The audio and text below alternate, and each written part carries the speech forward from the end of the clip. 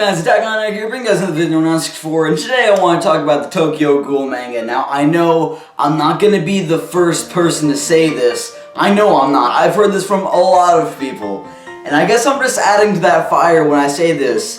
But Studio Pierrot, who made the anime to Tokyo Ghoul, they screwed up. Recently, I've been reading the manga to Tokyo Ghoul. I'm only on chapter 70 right now, which is right after Kaneki defeated Jason. And already, I can tell that Studio Pierrot screwed up so badly because whoever was in charge of making the choices for certain things in the anime, whoever was in, whether it be the director, the producers, whoever it may be, they screwed up. Reading from the manga, a lot of these scenes, a lot of things that take place that weren't actually in the anime, they have a lot of potential, and I would have loved to see a lot of these scenes be animated that weren't actually in the manga, that weren't actually in the anime, my bad. But someone decided to take out certain scenes, decided to take out certain elements, and then that makes me look back on the anime and think this thing really, certain things just didn't make sense. And like I said, I'm not the first person to say this, but I used to look back on the anime and be like, oh, this is a really good anime.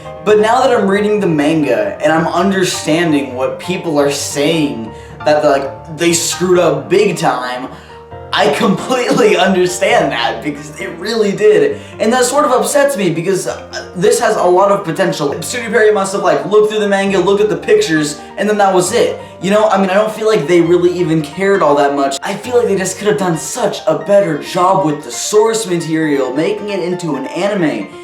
But they screwed up, and I don't know how many times I've already said that. I've said it a bunch of times. I can completely understand why Ishida was so mad at them for not having the anime how he wanted, because I've heard that Ishida was he was really mad by the anime, and I can completely understand why, because he does such a fantastic job in the manga, and then whoever was making the decisions behind the scenes for the anime, they screwed up a lot. Guys, if you have not read the Tokyo Ghoul manga, and if you've seen the anime, I highly recommend you read it because you will completely understand why so many people got mad at a lot of the people behind the scenes for making certain decisions that they made. And even if you haven't watched or read Tokyo Ghoul, read the manga. Don't watch the anime because the anime it's all over the place. By reading the manga, it's all over the place. It's such a good manga, and I'm hoping to catch up to the Tokyo Ghoul by the end of the month, so that way I can review it for next year. Anyway guys, have you read the manga to Tokyo Ghoul, and how do you feel that Studio Pierrot did? Now I think some people may actually disagree with me on this,